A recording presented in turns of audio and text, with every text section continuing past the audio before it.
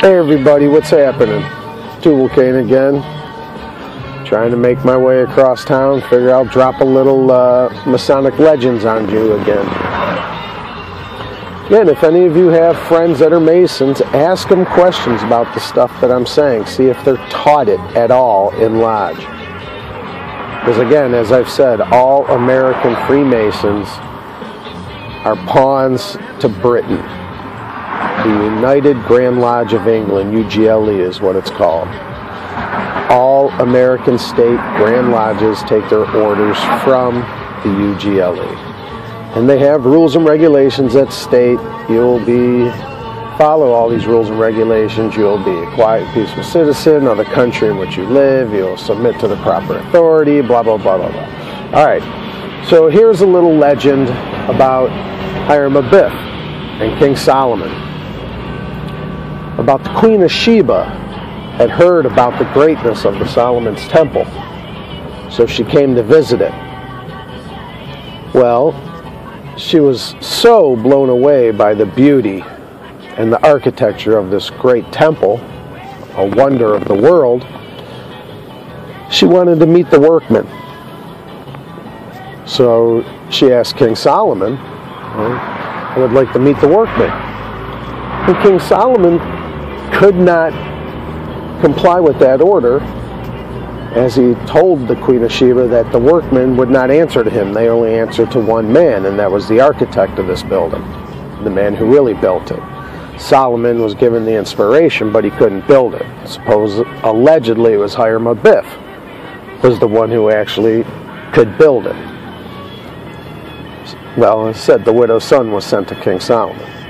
So Solomon calls out Hiram to meet the Queen of Sheba.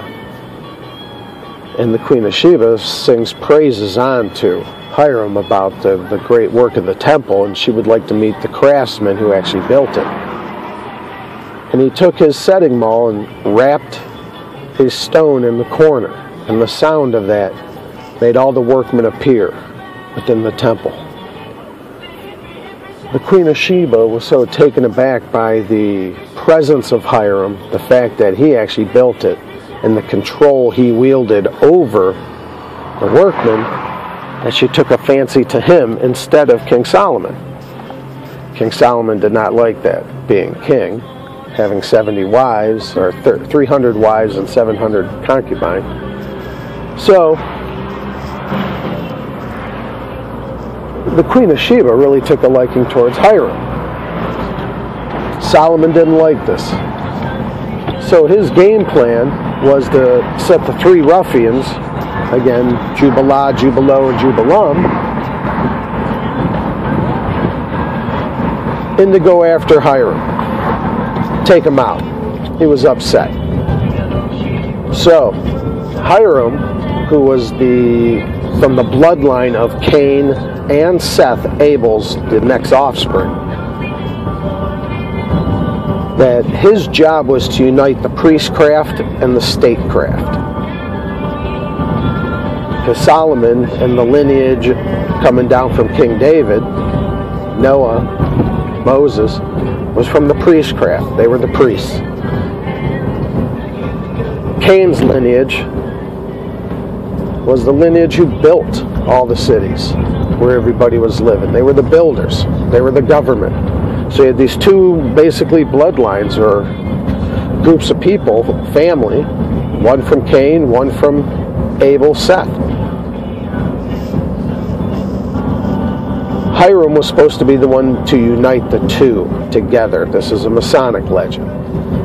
And being the uniter of these two crafts, he was set to do it in a ritual on the porch of the temple.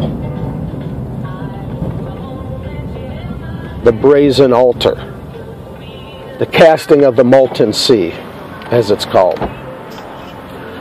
It was the giant cauldron that was supported by the 12 oxen, all facing in all directions, with their rear ends in, heads out, holding the big cauldron on top of the temple's porch.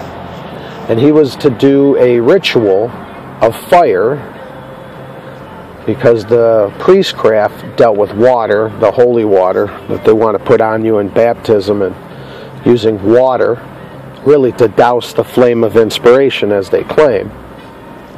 That's what the baptism on a child is about, supposedly, is to douse the flame of inspiration. So, knowing that, Solomon had the three ruffians put water in the cauldron because Hiram was to do a ritual with fire. And when he did the ritual and the fire was struck up within the cauldron, it reacted with the water and almost was an explosion, basically. Blew up in Hiram's face. But that brought forth Cain, allegedly from the underworld, who said he had been residing basically down below in a realm, and that Hiram was to come with him down there, and while he went down there he would learn more of the so-called craft of spell casting, metallurgy, and all the other sciences and arts. So the legend has it that Hiram, which was taken down with Cain, was the spiritual entity that was raised with Lazarus. When Jesus raised Lazarus, allegedly, legend has it that that was Hiram being raised again. So that's one little Masonic legend about Hiram, Queen of Sheba, Solomon, things that transpired, but it's not taught in the Masonic lodges. They stay away from some of the old legends. So if you talk to a Mason, ask him about that. The casting of the molten sea on the porch of King Solomon's temple with the Queen of Sheba and Hiram. All right, everybody. Again, Flatlines Matter. Peace out.